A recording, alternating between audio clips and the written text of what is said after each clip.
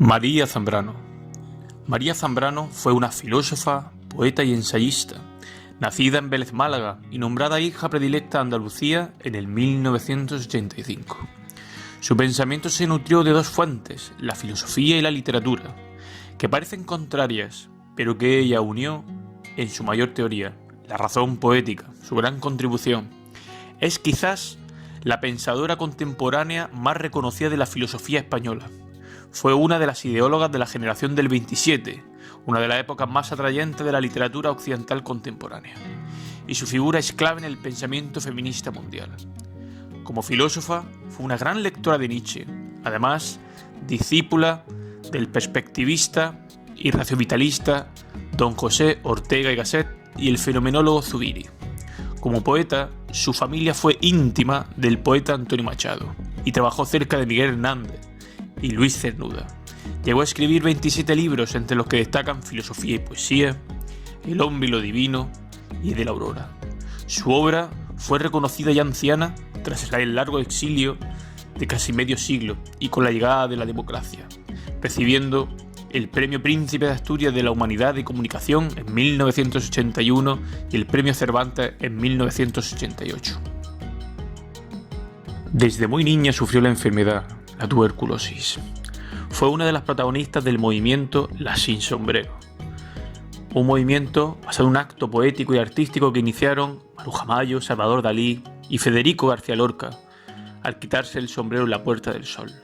Este símbolo poético era un acto de rebeldía y liberación de las ideas encerradas en las cabezas, hasta llegar a convertirse en un movimiento de las mujeres estudiantes e intelectuales de la generación del 27, una ruptura con los roles de esposa, de madre, de la dictadura y la guerra, de aquello entonces, un acto poético que inspiraba la llegada de la nueva mujer europea. Llegó a decir que la democracia es la sociedad donde no solo es permitido, sino exigido ser persona. Aunque vivió una juventud de activismo político, escogió hacer la política desde la filosofía. Tras la Guerra Civil Española, en el 1936, inició un largo exilio que lo convirtió en un acto decisivo e intelectual, que le daría madurez y originalidad a sus obras. Llegó a decir incluso: amo mi exilio, ya que el exilio se convirtió en su método y en su mayor y más vívida fuente de experiencias. Decía: prefiero una libertad peligrosa que una servidumbre tranquila. Fue profesor en las universidades de Cuba, México, Puerto Rico, y tras vivir en Suiza, Francia e Italia, lugares en donde su casa se convirtió en una tertulia intelectual, años más tarde volvería a España.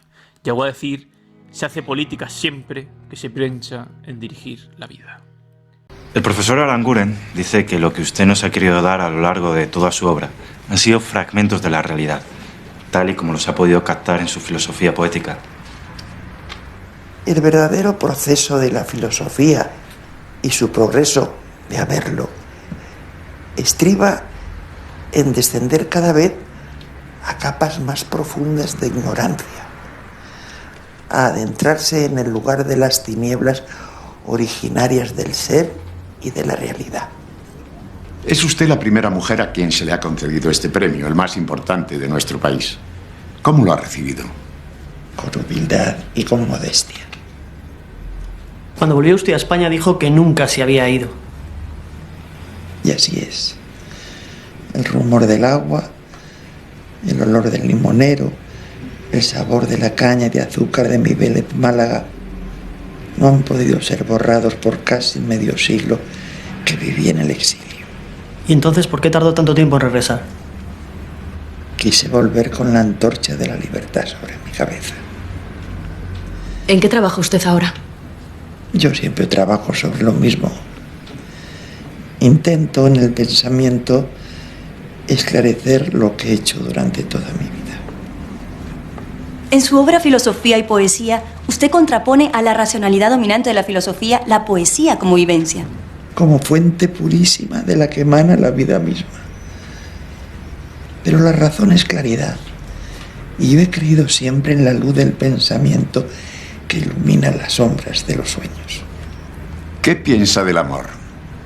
La pasión central de la vida es el amor. El gran río que las recoge a todas para llevarlas hacia la muerte a que aspiran. Solo el amor puede adentrarse en la muerte. Las demás pasiones son ciegas o ven de través. Se detienen imantadas o se precipitan. Solo el amor puede alcanzar a tener visión. Solo el amor puede desprenderse de todo. Solo él puede contender con la esperanza y la desesperación venciéndolas. El amor anticipa la muerte y hace a la vida de quien lo vive morir 1000 muertes y lograr así, obedeciendo, la libertad. Ha llegado Jesús. No, todavía no. Ha llamado que ¿Qué piensa de la muerte? ¿Eh? Sí, la muerte. ¿Qué piensa de la muerte? Conviene convivir y llevarse bien con ella. ¿Y de la amistad? Soy militante de la amistad. En su obra de la Aurora nos dice que no se debe abrir los ojos de súbito y dejar que nos inunde la luz. Sus reflexiones tratan sobre el compromiso político, el pensamiento poético y la búsqueda de la persona. Todo ello queda englobado en su propuesta, que es la razón poética.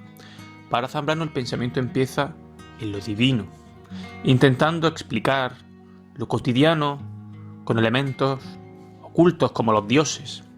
Dijo en una de sus más célebres frases: filosófico es el preguntar y poético es el hallazgo. En esto hace una división entre dos tipos de actitudes como luces y sombras, que es la actitud filosófica, que es hacerse preguntas: ¿qué son las cosas? ¿Quién soy? Esta surge ante la duda, el asombro, la inquietud, la ignorancia, la tragedia, la falta de algo, el caos, el vacío, la nada y la desesperanza. Es un acto de indigencia. Esta pregunta es el despertar de la persona y la aparición de la conciencia misma. Por otro lado está la actitud poética, que es la respuesta, el hallazgo, una traducción que pretende descifrar con metáforas, creando un acto creador e interpretativo que nos da calma y pretende dar sentido a ese todo que nos mantiene en el entre.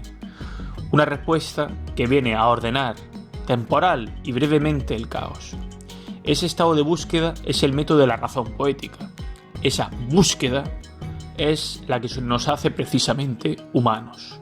Por ese acto de traducir y ordenar la realidad que construye, la persona se crea su personalidad individual y su conciencia de sí. Para Zambrano, la razón vital de su maestro Ortega o la razón pura de Kant están limitadas y son insuficientes. En la crítica a ellas propone una razón alternativa, una razón poética, que dé respuesta al salto de lo que llamamos lo divino, los dioses, la historia, el tiempo e incluso los sueños. Una razón para penetrar en los infiernos secretos del alma, en las capas más ocultas de la ignorancia, las sombras donde no llegan las luces de la razón, y describir lo sagrado y lo profundo del yo mediante un lenguaje poético que solo puede ser revelado mediante ese tipo de poesía. Pues la poesía es el lenguaje del ser, es un lenguaje de las entrañas. Lo real tiene un fondo sagrado para María Zambrano, y razonamos poéticamente para buscar esas metáforas esenciales. Por ello es tan importante la atención de la palabra y el cuidado del lenguaje. Su método permite buscarnos a nosotros mismos, nuestras ideas más profundas y sombrías, pues si el ser se expresa mediante el código de la poesía, analizar nuestras interpretaciones poéticas sería analizar nuestro ser y tomar conciencia de él. ¿Qué es pensar? Para María Zambrano, pensar es descifrar lo que sentimos.